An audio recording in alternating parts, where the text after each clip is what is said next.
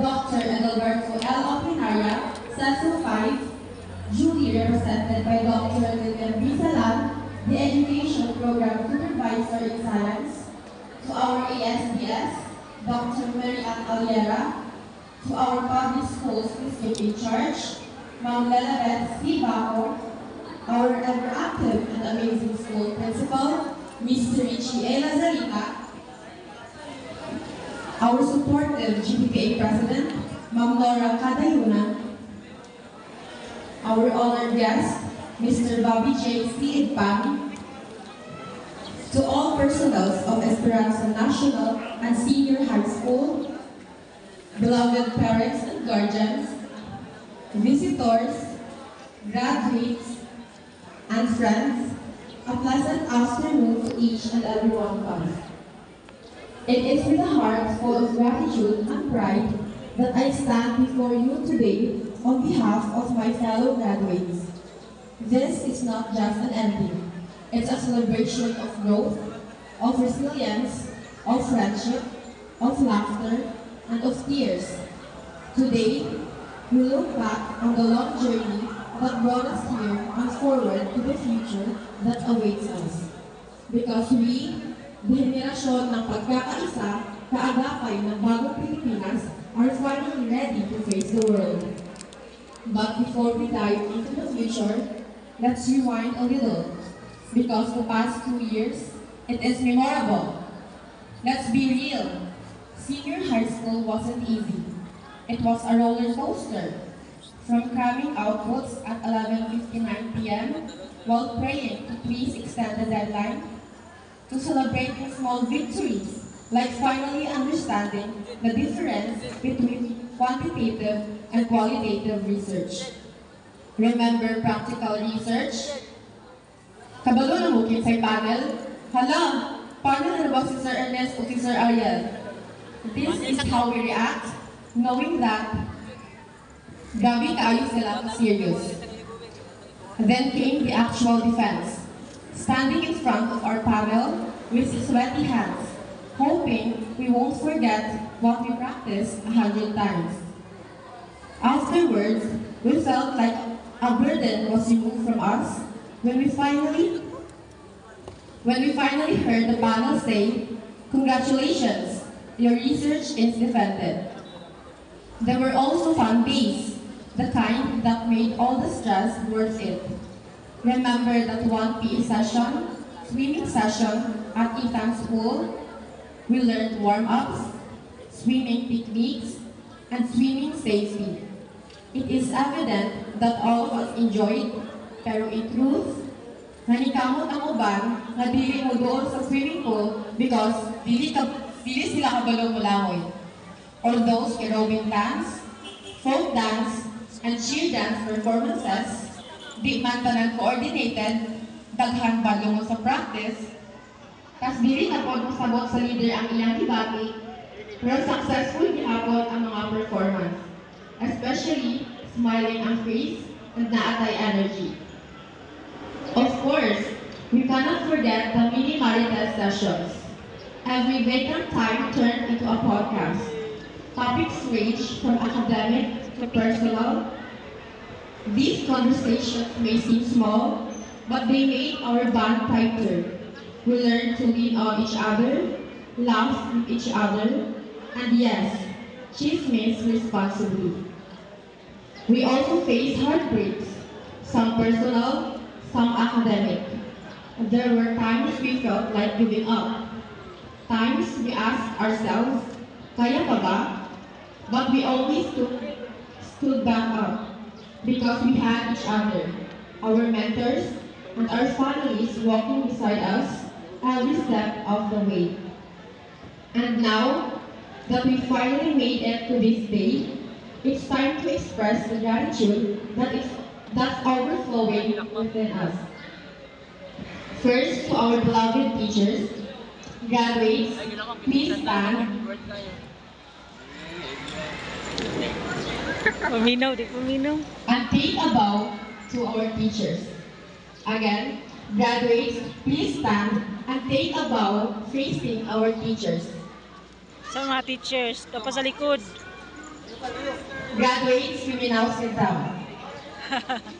To our beloved teachers, we say this with full hearts. Thank you. You were our second parents, our cheerleaders, and our mentors. You believed in us even when we didn't believe in ourselves. You saw potential when we only saw pressure. Behind every lesson you taught was a heart that wanted nothing but the best for us. Salamat sa patience ninyo, especially during those days murag empty ra ang mata during discussions. Salamat sa pagpa-remind na attendance is important and be honest during examinations. You didn't just teach us lessons, you taught us values. You gave us tough love we needed, and you celebrated our wins like they were your own. For all this and more, thank you. You will always be part of our success story. To our parents and guardians, please look at us. Fellow graduates, let's all make a finger heart to our parents. Again, fellow graduates, Finger please heart make daw. a finger heart to our parents. Yung parent.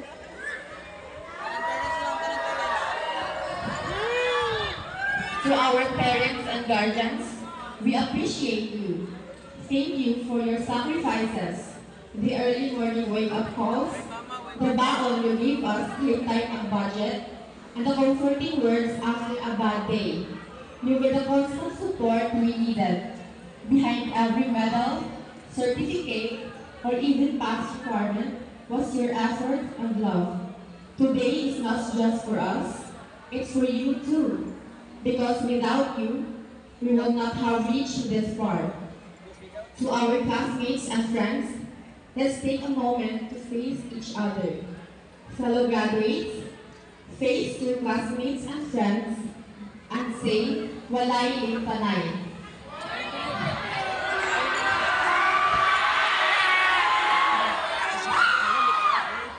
We've gone through so much together. The group projects, the stress, the laughs, and the last-minute edits before passing. Remember that time we all panicked because we forgot the deadline? Or that one class where everyone is almost absent? We've seen each other cry, celebrate, and grow. You're not just classmates. You're a family I'll always carry in my heart. We must admit, when we leave this court, everything is no longer the same. This is the last time that we are all in one single venue in almost perfect attendance, and we cannot stop time. To our beloved Esperanza Senior High School, thank you for being more than just a school. You were our home. The walls of this campus witness our journey.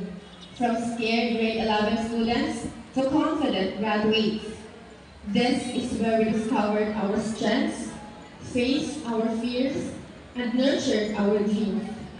This is where we fell, but more importantly, where we got back up. Thank you to our school principal, Mr. Richie A. Lazalita, and to the Nexus teachers, non-teaching staff, and every person who contributed to our journey. You all made our time here meaningful. Dear fellow graduates, this is our moment.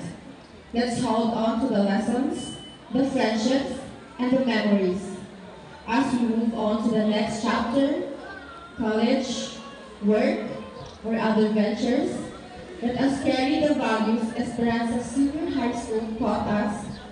Pagkakaisa, determinasyon, kagitingan.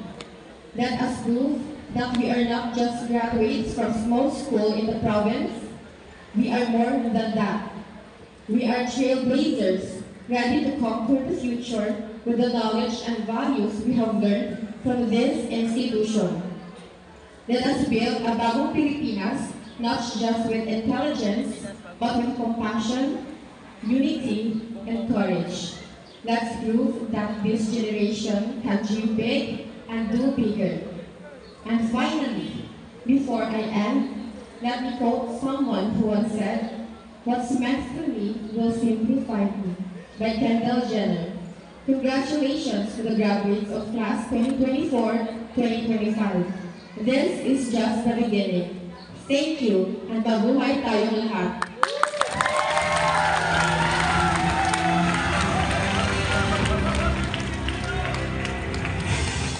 Thank you so much, Mr. Abesha. This time, our school principal